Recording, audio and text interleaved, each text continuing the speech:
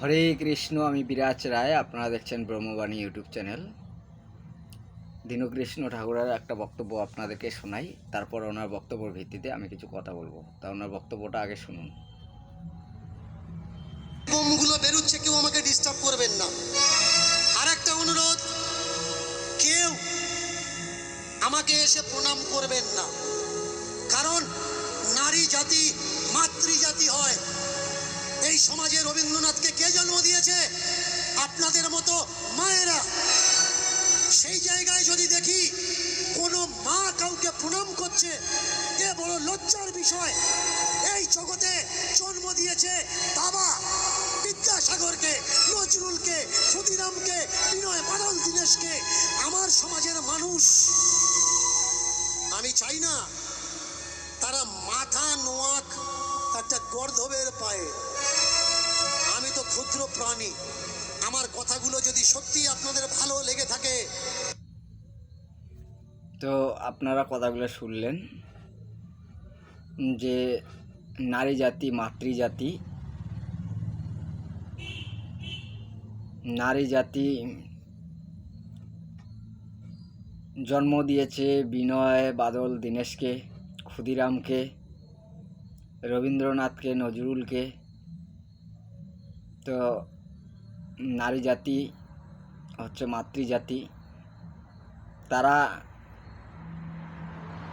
যদি কারো কাছে মাথা নোয়ায়, এ বড় লজ্জার বিষয়। তো উনি যে সমস্ত কথাগুলো বলল, যে এখান থেকে কি বোঝা যাচ্ছে যে নারী জাতি মাতৃজাতি হয়। তারা বিনয় বাদল দীনেশকে জন্ম দিয়েছে, ক্ষুদিরামকে জন্ম দিয়েছে, আবার রবীন্দ্রনাথকে জন্ম দিয়েছে, নজরুলকে জন্ম দিয়েছে। সেই জন্য নারী জাতি মাতৃজাতি হয়। নারী জাতি কারো কাছে মাথা নোয়াবে না। কেউ আমাকে ভক্তি করবেন না, ওনাকে ভক্তি করা যাবে না। ভক্তিটা হচ্ছে একটা এরকম জিনিস, অন্তরে ভক্তি থাকলে তবে ভক্তি আসবে। আর ভক্তি যদি না করে তাহলে কখনো ভক্তি অন্তরে আসবে না। ভক্তি সবাই করতে পারে না। ভক্তিটা এটাও একটা আধ্যাত্মিক কর্ম। ভক্তিটা হচ্ছে একটা আধ্যাত্মিক কর্ম, বা ভক্তিটা হচ্ছে একটা আধ্যাত্মিক জ্ঞান লাভ। তো আপনি আধ্যাত্মিক নিয়ে কথা বলেন, কিন্তু আধ্যাত্মিক বিষয়ে আপনার সেরকম কোনো নলেজ নেই, সেরকম কোনো জ্ঞান নেই। আপনি এই আধ্যাত্মিক নিয়ে যে সমস্ত কথা বলেন, আপনি বললেন যে বিনয় বাদল দীনেশকে, ক্ষুদিরামকে, রবীন্দ্রনাথকে, নজরুলকে জন্ম দিয়েছে নাম মাতৃজাতি। এই জন্য মাতৃজাতি অনেক বড় হয়। মাতৃজাতি মানে কারো কাছে মাথা নোয়াবে না। আপনার মধ্যে যদি এরকম আধ্যাত্মিক মানে জ্ঞান থাকতো, বা আপনি যদি সেরকম আধ্যাত্মিক কর্ম করতেন, তাহলে হয়তো আপনার থেকে এরকম কথা শোনা যেত না, আপনি এরকম কথা বলতে পারতেন না। আচ্ছা, আপনি বলছেন যে বিনয় বাদল দীনেশ রবীন্দ্রনাথকে জন্ম দিয়েছে, ক্ষুদিরামকে জন্ম দিয়েছে। জেলখানায় যে সমস্ত আসামি আছে তাদেরকে কারা জন্ম দিয়েছে? তারা কি কোনো মাতৃগর্ভের থেকে জন্ম নেয়নি? যারা চুরি করছে, ডাকাতি করছে, ছিনতাই করছে, খুন করছে, ধর্ষণ করছে, যারা জেলবন্দি আছে, যারা জেলে আসামি হয়ে আছে, তাদেরকেও তো কোনো মায়ে জন্ম দিয়েছে। তা তাদের সম্বন্ধে কি বলবেন? সেই সমস্ত মায়েরা কি মা না? তাদের সন্তানকে নিয়ে দুঃখিত।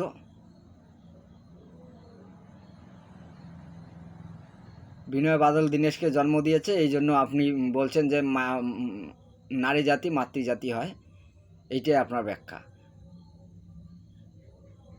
আপনি আসলে জানেনই না যে নারী জাতির ক্ষমতা কতটা, নারীর শক্তি কতটা এ সম্বন্ধে আপনার কোনো অভিজ্ঞতা নেই। হ্যাঁ, আপনি এটা বলতে পারেন যে নারী জাতি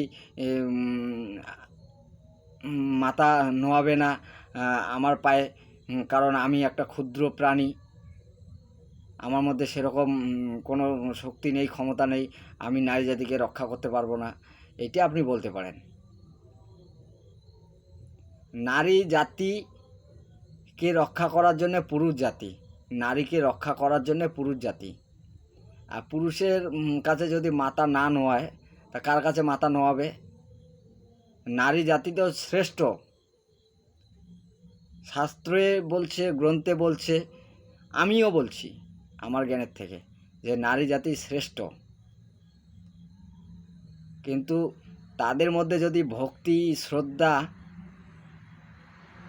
এই জ্ঞান, গুণ, ভালোবাসা, প্রেম না থাকে, সে নারী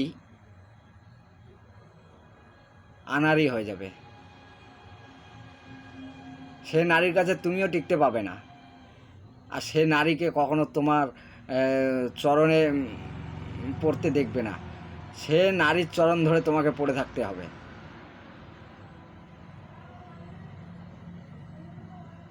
আপনি আধ্যাত্মিক বিষয়ে জানেনই না সেরকম, আপনার আধ্যাত্মিক বিষয়ে জ্ঞানই নেই সেরকম, আপনি আধ্যাত্মিক কোনো কর্মই করতে পারেন নাই সেরকমভাবে, আর আপনি আধ্যাত্মিক নিয়ে কথা বলছেন। আপনি শুধু কয়েকখানা বই পড়ে আপনি আপনাকে শ্রেষ্ঠ জ্ঞানী হিসেবে দাবি করছেন। আধ্যাত্মিক কর্ম করলে তবে এই সমস্ত জ্ঞানগুলো হবে। যে নারীর মধ্যে শ্রদ্ধা থাকবে, ভক্তি থাকবে, প্রেম থাকবে, ভালোবাসা থাকবে, ধৈর্য থাকবে, সহ্য থাকবে, সেই হচ্ছে একমাত্র নারী, শ্রেষ্ঠ নারী। সেই একমাত্র হচ্ছে শ্রেষ্ঠ মাতা। নারী হলে যে সবাই শ্রেষ্ঠ এমনটা নয়। অনেক ধরনের নারী আছে, অনেক রকমের নারী আছে। যেরকম আপনি একটা ভিডিওতে বলেছিলেন যে একটা কুমারী মেয়ের বাচ্চা হয়েছে, বলেছিলেন না? একটা কুমারী মেয়ের বাচ্চা হয়েছে। এই কুমারী মেয়ের পিছনে কোনো কুমার বাপের হাত আছে? আশীর্বাদে বাচ্চা হয় না, এগুলো হয় রামায়ণ মহাভারতে হয়, আশীর্বাদে কোনো বাচ্চা হয় না। তো এই কথাগুলো বলেছিলেন না একটা ভিডিওতে? তা ধরে নিন যে ওই যে কুমারী মা যে একটা সন্তান জন্ম দিচ্ছে, তা সন্তানটার পরিচয় দিতে পারবে না। তা উনি আবার কেমন মা একবার ভেবে দেখুন। উনি পুরুষের কাছে মাথা নোয়ায় নাই। উনি যদি পুরুষের কাছে মাথা নোয়াইতো তাহলে হয়তো এই ব্যাপারটা হতো না। উনি পুরুষের কাছে মাথা নোয়ায় নাই। ওনার ইচ্ছা ছিল, তাই উনি বিবাহর আগে সন্তানের জন্ম দিতে পেরেছে। তা উনিও একটা মা।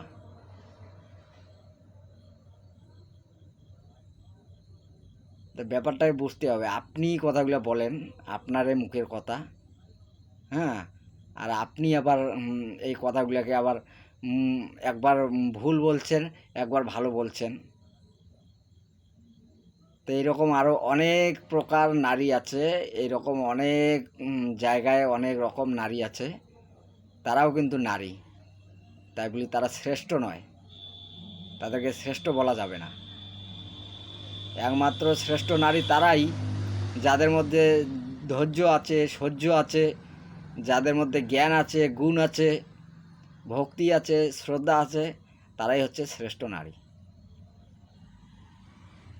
যারা মানুষকে সম্মান করতে জানে, যারা পুরুষকে সম্মান দিতে জানে, তারা হচ্ছে শ্রেষ্ঠ নারী। আর আপনি যে সমস্ত জ্ঞান দিচ্ছেন, নারী হলেও সে আনাড়ি হয়ে যাবে। আপনার কথা শুনে তার মধ্যে যতটুকু ভক্তি শ্রদ্ধা আছে সেইটুকু আর থাকবে না। মানে আপনার কথা শুনে সে আনাড়ি হয়ে যাবে। তো এই রকম জ্ঞানগুলো দিবেন না। এই জ্ঞানগুলাতে মানুষের ক্ষতি হবে, জনগণের ক্ষতি হবে, মানুষের পরিবারের ক্ষতি হবে। তাই এই রকম জ্ঞান আপনি দিবেন না। আপনি যেভাবে জ্ঞান দিচ্ছেন সমাজকে আপনি যতটা নিচে নেমেছে আপনি বাকিটুকু মানে বরবাদ করে দেওয়ার চেষ্টা করছেন। আপনি এরকমটা করবেন না। আপনার কাছে অনুরোধ রইল, আপনি ভালো করতে চাইছেন, আপনি ভালো করুন, ভালো কথা বলুন, ভালো সিদ্ধান্ত দিন, ভালো পরামর্শ দিন, মানুষকে ভালো পরামর্শ দিয়ে অসৎ পথ থেকে সৎ পথে নিয়ে আসুন। আর এরকম ভুল সিদ্ধান্ত দেবেন না। আপনাকে প্রণাম করছে, আপনি প্রণাম না নিতে পারেন, আপনি বলতে পারেন যে আমাকে প্রণাম করবেন না, কারণ আমি আপনাকে রক্ষা করতে পারবো না। আপনি আপনার স্বামীকে প্রণাম করুন, আপনি আপনার শ্বশুরকে প্রণাম করুন। আপনার স্বামী আপনাকে রক্ষা করতে পারবে, আপনার স্বামী আপনার শ্রেষ্ঠ, আপনার স্বামী আপনার ভগবান, আপনার শ্বশুর শাশুড়ি পিতামাতা আপনার ভগবান। আপনি এরকম কথা বলতে পারেন।